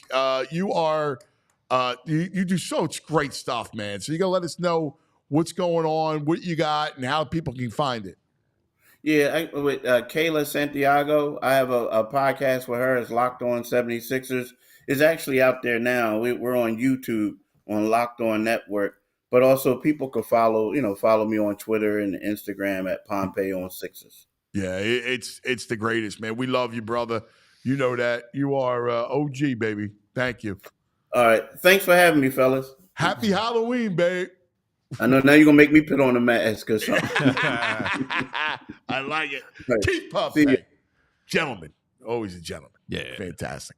All right. Tell me about a little C-Jam. Oh, man. A little C-Jam. You can't ever get enough help with these home remodeling and stuff. And CJM Construction, family-owned home remodeler, specializing in decks, bathroom, and flooring. Their goal is to help their clients alleviate the challenges and frustrations that come with home remodeling. Those challenges we know all too well. Right now, they're running a spooky season sale until the end of today. So hop on this. You can get their CoreLogic vinyl plank flooring. Prices are starting at $2.49 per square foot, with savings up to 35% off retail. Taxes and fees are extra. CoreLogic is 100% waterproof, formaldehyde-free, which is important if you got dogs or young ones spending some time on the flooring of the deck, and features an elegant natural wood look and feel. It's durable, and it's no less than a 20 mil wear layer and an overall plank thickness of 5 millimeters, and I think that's pretty good. Be sure to mention PHLY when you call in, 856-329-2933, about your next home project. See their full selection of luxury vinyl plank flooring and learn more about the products and warranties on their website, cjamconstruction.com/flooring. My man. All right. Let's talk about Parks Casino. We were there last night. How about it? It's my favorite place, man. I love going LD, there. put your picture up, man. Come on, you got to keep that up. All right, I'm putting it up now. Yeah. Put it up. Here he is, Larry David. There we go. Andrew, Larry David Frazier. We love it. We were hanging at Parks last night. Always the spot. The Excite Center is the place to be. Parks Casino, this is how you win. Pennsylvania's #1 casino. So close to anywhere. Street Road exit off of 95 and the PA Turnpike. All right, here's what's going on. We tell you about the Excite Center. 1,500 seats for the best shows. Such a great setting. Intimate. It's awesome. Just announced, comedian Ron White, March 21st. Jerry Cantrell from Alice in Chains, February 8th. I'm the man in a box. He is the man in a box. Right here, yeah. That's it. Actor Richard Kind from Curb Your Enthusiasm. Oh, yeah. Funny guy. Love him. January 24th. Tomorrow night, Invincible, tribute to Michael Jackson. It's close to midnight. Something evil's lurking in the dark. November 14th, Ezra, Ray Hart, lead singers from Sugar Ray, Better Than Ezra, Tonic, join together for an incredible night. If you could only see the way she loves me, then maybe you would understand. Little Joey's laughing at you guys. That's great. I would hope so. November 16th, you. My man don't want nothing but a good Brett time. Michaels. How can I resist? It'll be a good time that night. You got to check go. us out. Come check us out. You should be You're on like that. stage. Yeah. I'm ready to you go. and Brett, man. I like it. December 14th, comedian Eric D'Alessandro. Enjoy dinner and drinks before the show. Liberty Bell Gastropub, Parks Grill Steakhouse, Bamboo Noodle House. It's the best. ParksCasino.com to buy tickets for all shows. Parks Casino, this is how you win. You got to be 21. If you have a gambling problem, please call 1-800-GAMBLER. All right, this portion of the program brought to you by Rite Aid, your neighborhood pharmacy. Go to riteaid.com and you can get your scripts, your Halloween candy, flu shots, you name it. So before we go over to TV Todd, oh, look at that, candy. Oh, I got gummy nerds Oh, at those are Rite the Aid. best. Gummy nerds at Rite Aid yesterday. Those are the best. You ever have one? No, I'm not a nerd. Try a gummy nerd. The gummy nerd is very good. Is there lemon? No. Well, it's got every flavor. Yeah, there's a lemon in there. It's lemon, berries, everything. Yeah. But before we go over to TV Todd, I put together a comparison to our costumes and who we're trying to look like. All right, so here we go first. There you go. All right, Larry all David. right. Dude, I got to tell you, Yeah, that's really good. yeah. I need to maybe shave a little bit, but yeah, close. If you didn't have the mustache, you'd be spot on. Yeah. We have Brett Michaels here.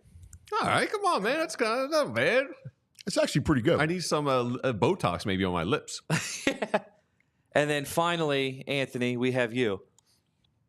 Yeah. I love it. I But the love same the hair. Anthony Kiedis hair. How's the nerds? Are we gonna be nerds? All right, right? Yeah, it's good. Yeah. It's a good little treat. Yeah. All right. It's a good treat. Oh, see, Frank Barber's with me. He thought you were Einstein too. I thought you were Einstein at first. It's the hair since it's like going up. Yeah. If I could have gotten it to go down, Yeah. it would have been a lot better. You have the but- glasses. yeah. You got a good LD. You have a good Larry Pretty David. good. Tall. got an LD vibe. He does. He's Pretty good. Yeah, pretty. I like it. All right. It's Halloween, so we want to have some fun. All month long, we've been celebrating Halloween and film and TV. And so what we've been doing is we've done vampires, we've done slasher films. Haunted houses. On a house or hotel. We've done it all. Yeah.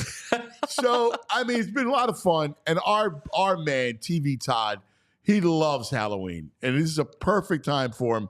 So instead of usually doing on Fridays, but today's perfect because it's Halloween. And today we do it all. Mm-hmm. And we end with monsters. Nice. All right? Because it's the best. Let's welcome in our buddy, TV Todd. Todd. Act like a man. You can't handle the truth. It's time for TV time. Oh, it's yeah. priceless. Look at that. What's up, guys? What's up, Todd? You're looking a little skinny, man. Man, what, you been fasting? What's going I'm on? I'm a little famished. Because that is great. actually perfect. I freaking All right, love I'm it. coming in. I'm flying in. Oh, that's great. That's very good. What's his name? I don't know. Let's name him. Let's call him Nick Nurse. Oh, Jesus, please. First of all, happy Halloween. This is your time of the year, your favorite time. I love it, man. I've been watching nonstop horror films. It's bad. Same So here. do you get nightmares? No. I've been going to sleep to horror movies. You don't get nightmares either? Nah, No. Nobody gets nightmares? not about horror movies. I get nightmares all the time. I mean, I was watching, what did I go to sleep with? It was Exorcist. I went classic, yeah. and I had a nightmare. Getting puked on. No, I dreamt I dream of that stuff all the time. You might have to go PG. Demons and all stuff chasing me. Oh my God, it's horrible. Go ahead, put on PG-13 before you go to bed if you're going to watch horror. No R's. You can't handle the PG-13. R's before you go to bed. So I was watching the first Smile film. That freaks me out, man. Yeah, that's a that freaky film. one. Yeah, it is a freaky one. what's that one? What's Smile?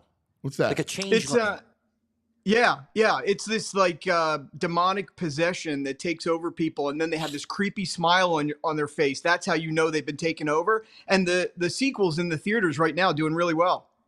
Really? Yeah, the smile's creep. It's a real creepy smile. Yeah. Ooh, okay. I like it. What else have you seen? Rattle off some stuff. I've been watching, I went back and I decided to watch some of the classic horror films because I know we were going to talk about characters, Halloween characters and monsters. And so I started a whole thing. I went into a deep dive. I started, with Frankenstein and Dracula and Mummy and Invisible Man. And I started going down that rabbit hole. Very interesting to watch those films from that time period. So which ones holds up of the ones that you watched? I think Dracula really, really holds up. The original was really good. I really like Frankenstein. I have to correct Dude, everybody I'm a that Frankie thinks. fan, man. I know. I love Frankenstein. Yeah, and I have to correct people. I have to correct people because when they call the monster Frankenstein, it's not the monster. No. It's Frankenstein's The monster, monster from Dr. is Frankenstein. the monster. Right. The monster's first name is Monster. That's it. That's Dr. it. Frankenstein and Frankenstein. Somehow they got blended. Yes. You know? Well, I'll tell you how I was following the chain. You know, I did Frankenstein, and then I went right to Mel Brooks, Young Frankenstein. Oh, Dude, man. one of the great movies ever, if you want to laugh. Rest in peace, Terry Garr. Young Frankenstein. Is that Frankenstein? Or Frankenstein? Frankenstein? The best is when Marty Feldman says, "Walk this way," and they start walking. He goes, "No, this way, like me," and he starts doing the hump walk. It's classic. But yeah, VG. The reason I went to watch it is I was thinking about Terry Garr. Oh yeah, she was great. She passed away the other day. She was awesome. I was at a fundraiser with her a bunch of years back for MS, which is what, you know, ultimately really rocked her life. And she was really cool. Oh, that's awesome, man. That's nice that you met her. Let's dive into characters. You brought up Frankenstein. Let's go Frankenstein movies. Didn't De Niro make a Frankenstein movie? I don't remember that. Yeah, I think so. Did he really? Yes. I'll look that up. Give me your best Frankenstein movies. No, he was in Mary Shelley's Frankenstein film. Yes. All right. I told you. I'm not crazy. Wow. Directed by Kenneth Branagh. Yeah, 1994. Come on, Tom. With Helena Bonham Carter. No. And honestly, I don't know. Do you know many Frankenstein movies? No. No, I really don't. I mean, there's been variations, right? I mean, if you want to really talk about it, what is all the Tim Burton movies? What is Edward Scissorhands? He's a Frankenstein's monster. That is Good true. point. It's a good point. Yeah. Create life.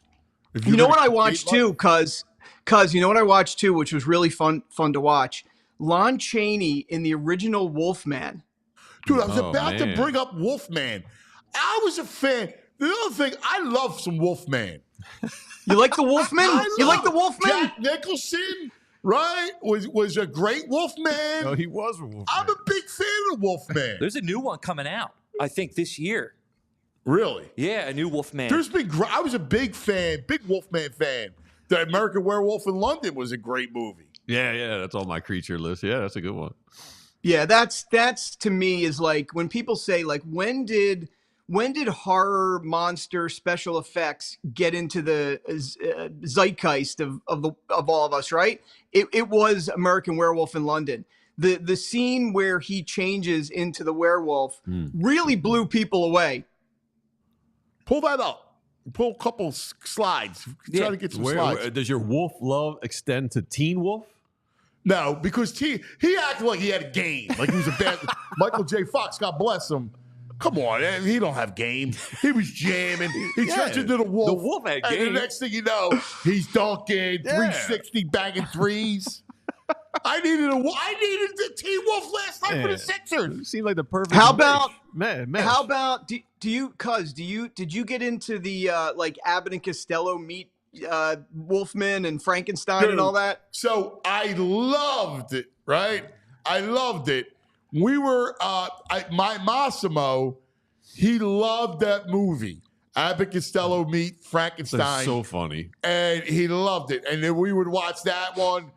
And it was great. It was great. It was good. It was, it's one of those old classics that lasted. When we were kids, I don't know if you remember, they used to play those movies like on a Sunday morning. Yeah, every weekend. And we would come on Saturday from church or Saturday, whatever. right? I think it was Saturday. Or whatever. Saturday, it was Creature Double Feature. Creature Double Feature. That was it.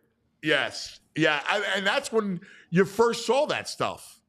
Yeah, Channel 48, Creature Double Feature, and then Channel 17 had Dr. Spock or Dr. Shock. Dr. Shock. So was it Spock?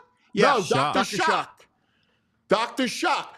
And who was he was great because he was a local Philly. I mean, he would come in and talk about the horror movies. And you're right. There would be like a Saturday afternoon.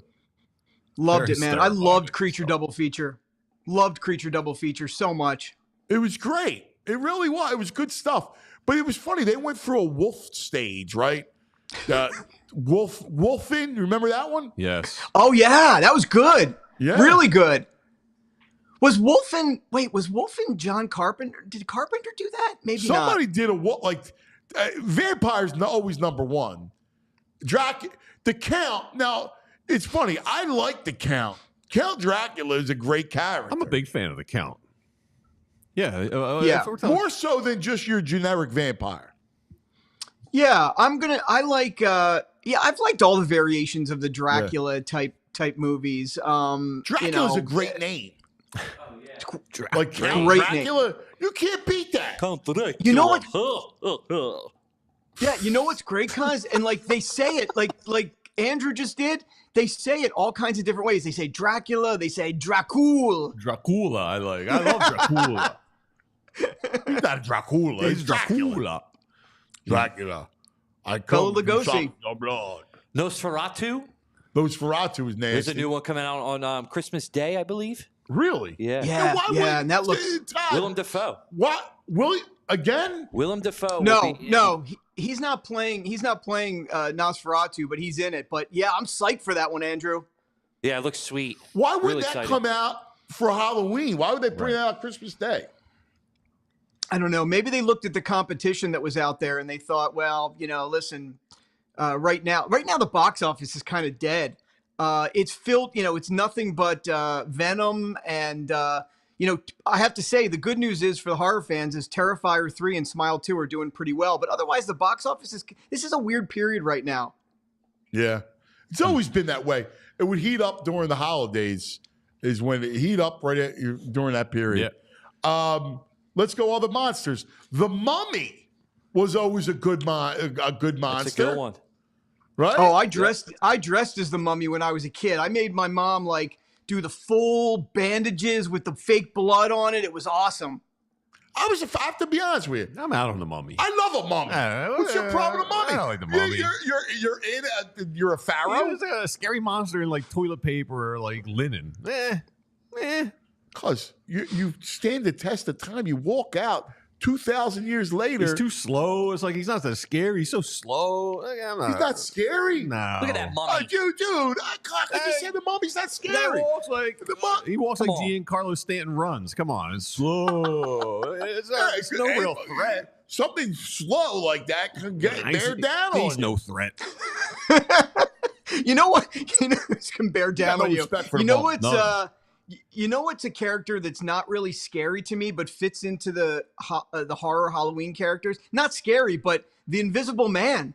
Yes. Oh, yeah. The Invisible Man's interesting. Invisibility, I never got that. People they wanted to be invisible. Yeah. When you ask people, they're. I never liked that. Yeah, it's a bogus superpower. It is a bogus. Yeah. Oh, you can't see me. Oh, wow. Right. And then there'll always be the perv. The perv invisible man. Yeah. Come on, bro. You can't be doing that. You get locked up for that. Anyone who wants that superpower, they're thinking that. Yes. Yeah. That's why they want it. I agree. For bogus invisible man. Yeah. Yeah. And so they always drank a potion. They were drinking a potion, and all of a sudden they become invisible. You see the glasses. What was that movie that came out? And he was a doctor or a scientist, and he stumbles upon this thing, and he gets hit by, and he becomes an invisible guy. Yeah, he's on the wraps and everything like that, but he ends up being this really bad creep. Yeah, I forget what that movie's called, but I don't know. Todd, you remember? Was Kevin Bacon in that? He might have been. Yeah, I think I remember that too. I think Kevin Bacon was in it. On the wraps. Yes. Yeah. That became a thing. The Invisible Man was a popular. I agree with you, Todd. I don't see what kind of redeeming value you have as an Invisible. And he's not scary. No. When you move out of that era and you start to move into this 70s and 80s in terms of monster characters, I kept thinking, I've been debating this with myself all week. At the end of the day, when you ask somebody what's the biggest character of that era, right? people like us would probably say Michael Myers or Freddy Krueger, right? Yeah. But I don't know. I Krueger. don't know that most people know the name Michael Myers. I think they would probably go Freddy Krueger, right? Yeah. Give me a Krueger picture. Krueger was a great. Yeah, when you think about Krueger, like that was a great imaginative I design. love that story. I think the first one holds up really well. Yeah, the first Wes Craven Nightmare on Elm Street was really an indie film. It was a really cool indie film. Johnny Depp's first movie. It was awesome. Yeah, I mean, look, Krueger's nasty, dude. Yeah, no, he's Like, you don't want to burn in the boiler. You know. By the way, Eddie Wright comes in on the chat. He says that movie that I was talking about was called Hollow Man, and Kevin Bacon is in it. I think he is the Hollow Man. Yeah. Hollow Man. All right. Yeah. All right. Yeah, that was good. That was really good. You know what's funny about Freddie, took the country by storm, right? I mean, it was such a big deal. But then the characters started to get even more evil after that, like Pinhead and from Hellraiser. Hellraiser and, number 3 on my list. Yeah, Hellraiser. It is? We have such So sights to show you. Yeah. Which Hellraiser? I don't know Hellraiser. Hellraiser? I know the face. He's the pin guy, right? It's like this little box that unleashes like this little demon kind of weird creature world. They're violently brutal, but they're cool. Pinhead's cool.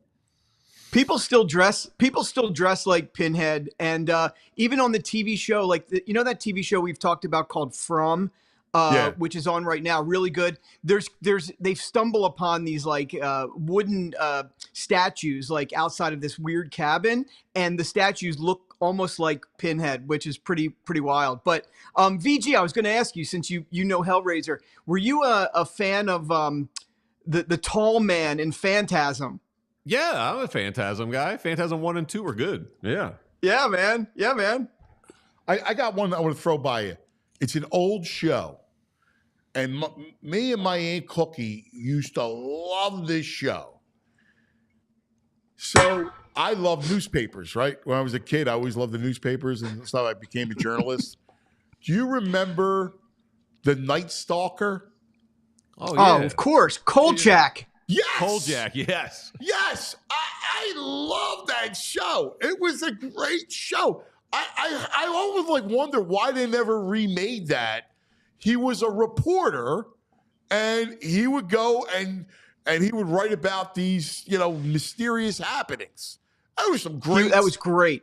Great TV. show, cuz he would go after vampires. He had the wooden stakes and everything. Because I seem to recall that they did try to remake it. Really? Yeah, and I think it just didn't catch on. But Kolchak, man, I was into that too, big time. Chicago. He was in Chicago. Yeah, there he is. Yeah. My Aunt Cookie and I, we still watch. We loved it. Nice. It was a great show. Kolchak. Todd, where do you stand on Killer Clowns? I'm not a fan. I never got into it. No, Killer Clowns from Outer Space is a great movie. Killer Clowns from Outer Space? Fantastic. Fantastic. Come on, that's just silly. Fantastic That's movie. not scary. Fantastic. That's not a give me a monster. They look goofy. They are. Leprechaun. Well, Good monster. Yes. No, get the hell out of the leper. I'll put that mother father. Well, VG raises an interesting point. So clowns, right? How about Pennywise or Art the Clown? Aren't they monsters? Yeah. Yes. Chucky a monster? Totally. Hey, Chucky. You're not afraid of Chucky? Dolls are creepy, I will say. Dolls are creepy. Pennywise, nasty. That's a nasty clown. Yeah, Pennywise. The new both of them were really good. The new ones. Yeah. Todd, what about when I was? Oh, go ahead. Chud? You ever see Chud? C.H.U.D. Cannibalistic humanoid underground dwellers. Yes. What's that? It's these cannibalistic humanoid underground dwellers. They were taking a lot of homeless people from the shelter, right? Homeless folks in the shelter were they're like these sewage creatures. Wow. What is that? Yeah. Looks like a melted rat. Hey, Blob is a creature, right? Blob was great back in the day. Blob, filmed in Phoenixville, Pennsylvania. They do the Blob Fest every year. Still absolutely a creature. Wow, Phoenixville. It was in Phoenixville, huh? Yeah, I think they did. Phoenixville, Royersford might have had some scenes all through the area. What was the blob? Yeah. It was like, did a meteor crash and unleash the blob? That's it. It's an alien. It's basically an alien alien that rolls over you and just dissolves your bones. Yeah. All right. Well, you know, because every year they do the Blob Fest in Phoenixville at the theater there where it was filmed, and everybody runs out into the street just like they did in the movie. It's pretty cool. That's awesome. That's cool. I like that. One of my all-time favorite creature movies. It's not super scary, but it's intense and good. Is Troll Hunter. Did you ever see that? Seriously? Oh yeah. Yeah, dude. I wouldn't put that on my list, but I do remember that. Troll Hunter's a great film. Dude, I scroll past that movie so many times, and every time I'm like, should I watch this? Dude, it's And not, then I think it's don't. Norwegian because they Like, take trolls for real out dude, there. It's legit. The CGI is so bad. No, dude, it's so good. bad. You're wrong on this, dude. That's a good flick. Hey, I got a question. I got a question for you guys in terms of debating like what's a monster, what's a creature, what's not. This is one that I've been thinking about all week too. So the humans that are just, you know, serial killers, or, you know, people like Hannibal Lecter or Norman Bates from Psycho, or are those do they Jigsaw from Saw, do they qualify as creatures or monsters? They're monsters. Yeah, I think they're creatures, monsters. Like, Yeah. They're like psychological monsters, right? Yeah. You know? You're a monster. You're a monster. That's That's where a monster monster. came. Yeah. Like, you know, these serial killers are monsters. Yeah. I mean, Yeah. I think you're right. I think it's under the category. I mean, they're no Truly- Pumpkinhead. Good one, PG. I remember that one. That's Yeah, Well, classic. here's the other thing. Is Godzilla a monster? Is King Kong a monster? That's a kaiju. A what? What are we talking about? Godzilla is a kaiju. It's something in Japan that they call like something big creature like that. Okay. It's called a kaiju. It's like Is it a monster? you could consider it a monster. I would consider it a monster, and I would certainly consider King Kong a monster. King Kong was on my list for sure. You guys know, we've talked about it before. You know I'm a huge ape man, right? We love. Yeah, we- primate Todd and I are guys. primate guys. I know. Love Check our this apes. out. This is a picture of me when I was young to show you I was an ape man back in the day. Wait, there we Wow. go. Yeah, right there. There you go. Stop. Perfect. Oh my God, that's awesome! You look like the guy from the movie. Oh Yeah, my God. mom sent that to me this morning. I was dressed like Cornelius. You were just a lock. You look just like him. You are Cornelius. Oh, That's fabulous. I used to like the enforcer guy, Gorilla. The Gorilla was the enforcer. Oh yeah, with the vest with the rifles on it. Yeah, he oh was yeah, cool, man, that they were guy. scary. That was my favorite guy.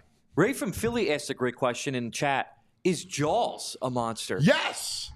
100%. Monsters. yeah. That's a sea monster, yeah. I have it on my list. Bruce the Shark. In fact, I wore a shirt today, Shark Chum, for Shark that Chum. reason. Oh, dude, that's great. It's a great shirt. I like that. So give me your list. Like if you came up with because we tagged you to come up with the consummate monster list.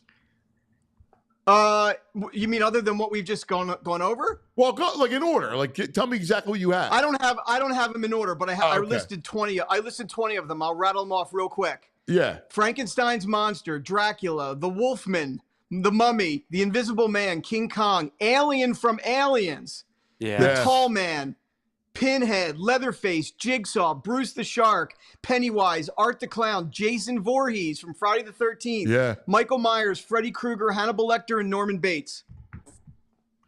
Nah, no Candyman. Oh man, I forgot about that Candyman. one. What about Gremlins? Nah. Monsters? Good one. They're monsters, They're man. not What monsters. you They talking are. about? That happens They during are. Christmas. Yeah, it's a Christmas thing. Yeah, it's it's not. Christmas. The Thing?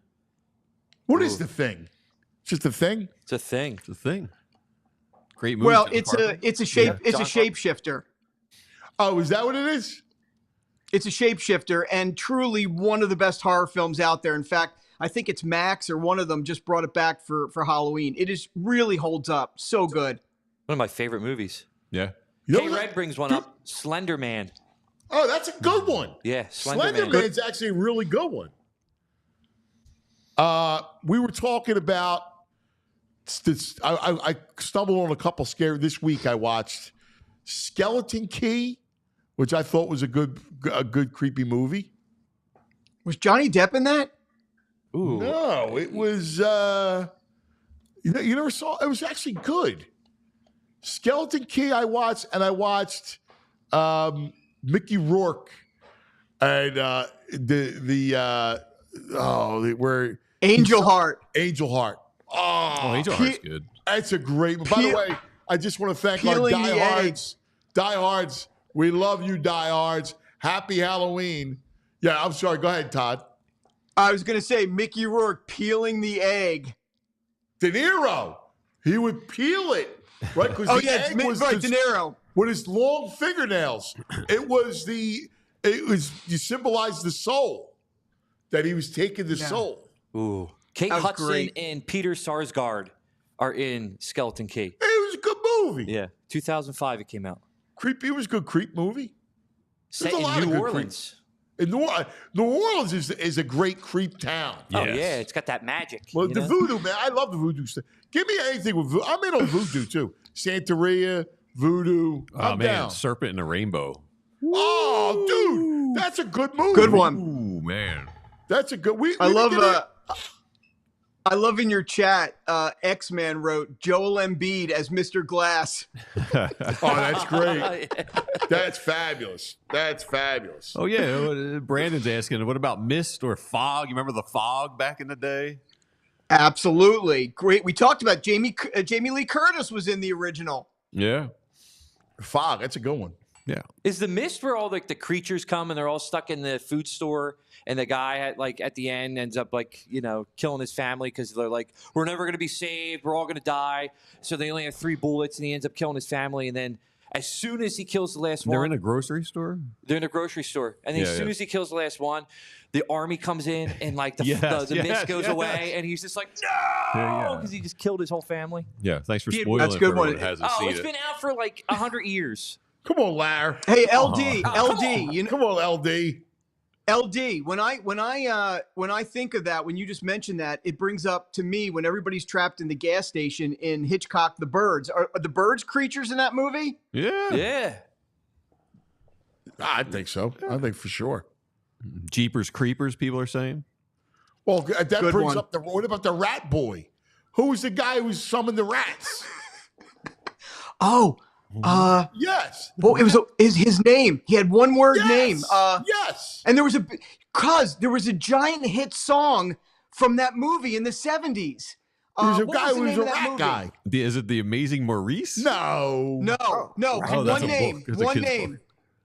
Come on. You One gotta name. do rats. Oh, come on. It was a was a giant hit popular song. Oh, Ben, Willard. Ben. Willem. Yeah, and a song came Willard. out of that movie called Ben about the character in there. It was a huge hit song. Yeah, the guy was like a rat guy. The Rat King. You kidding me? He was a rat guy. Dude, how about you had the bees? They were monsters. The killer bees. Is that a That- Nick Cage definitely. movie? That was a movie. When he gets the cage on his head, they put the bees in there, and he's like, "Not the bees." Like, is that movie? No, I know No, it what was that movie. I another know what one. you're thinking Swarm. about. It's called The Swarm. Okay. Oh, the Swarm. Swarm. Yeah. Yeah. There was a whole series of movies that came out after Swarm and even Yeah. before Swarm where they would just take an insect or something like a giant spider and that would terrorize the town or Yeah. that they did that for a long time. Like Arachnophobia is a more Yes. modern version of that. Yeah. And then they deal with snakes. Oh, Snakes on a There's a Snakes on a great plane? He's on a Yeah. plane. there's a great I gotta get rid of the mother snakes on this mother plane. 28 days there's later. a classic. Oh yeah, zombies. 28 weeks later. Yeah, we have this zombie. I never liked the zombie. They're the same as the Mummy to me. The Too zo- slow. Nah, the mummy's got panache. Like he's regal. He's Egyptian. He's nothing regal about No, the he's Mummy. a pharaoh. Yeah, well, he He's was a pharaoh. Now he's a got- mummy. Listen, no, the mummy's ancient. The zombies they're nothing to zombies. There is a good zombie movie. So the guy who made Parasite, that director, I forget his name, he made another movie previous to that. It was called Train to Busan, and it's a zombie movie, and it's actually really good. It's It's in Korea, Yeah. but it's really I mean, good. if I go zombies, I gotta go like old school, Night of Living Dead, George Romero stuff. Okay. But yeah, Train to Busan was good. Okay. It's nice. We can listen to Brett Michaels over here. It's nice. Great stuff. Great stuff, Todd. I mean, it's fun. What's your Halloween plans for today? Well, listen, I got to watch the Flyers tonight. Probably hand out a little candy if anyone stops by, and then Halloween party tomorrow night here at the house. Oh, thanks for the invite. Really? Thanks for the invite. Well, it's not. Listen, it's not even for me. It's my daughter's lacrosse team. They're having a Halloween party here. Oh, that's great. Are you going to creep out the house? I may creep out the backyard. Yes. Oh, that's good. Cool. Oh, that's awesome. Great stuff, man. We've enjoyed it. What a month. A lot of good stuff. We're going to do the same thing for holidays and Christmas. We'll have some fun with those movies. And then, we'll be back at it as always, brother. You're the best. Awesome. Thanks, guys. Happy Halloween. Happy Halloween. Todd. That's great stuff. I'm itchy as all get out. Dude, the wigs are terrible. I know. man. I'm starting to itch. Yeah. All right, that's going to do it for us. Can I throw one? There's one costume that just came on my radar. Yeah. That I sent over just sent it to Andrew, so it might take a minute to get up. But it's a baseball-related costume that came on my timeline, and I think it's ingenious and fantastic, involving Randy Johnson, the big stud pitcher. Yep. You got it? Yeah, you got it. By the way, it's our right aid back in a moment, too. Look, and wow. she stresses the bird he exploded with the ball. Oh, that's fantastic. Oh, I love that's that. great. Yeah. That's really good. Randy Johnson. Wow. Yeah. That's a good one, man. It's our right aid back in a moment. All right. Well, listen, it's going to do it for us. What do you got planned? Hanging out in the street with neighbors, hand out candy, and then got a little party to go to. Oh, yeah? The local establishment. Where at? Pen and Pencil. Nice. Yeah. Are you dressed up? Will you be Brett Michaels for that? I too? will not be dressed up. I'll be dressed come on. up as an aging, bald rocker, metalhead guy who I am. That'll be it. How about you, LD? Handing out candy, watching horror movies, and that's it. That's fun. Having a few pumpkin beers. You giving out candy? Well, yeah. Oh, yeah. Nice. Oh, yeah, without a doubt. Everybody have a great day. Joey, what are you doing, man? What are your kids doing over here? I'm probably going to downtown, McGillen's, get a picture, hang out, dress up as Bruce Springsteen or something. Oh, yeah? Nice. Get out. Money. What are you doing? Oh, I'm working tonight. So. You are? You're not getting dressed up? No, that was last Saturday. All right, where were you? I was a pirate. You're the get out. Two pirates over here. I like it. All right, everybody. That's going to do it for us. Have a great day. We love you. Happy Halloween. Go Flyers. We all silly like the mayor.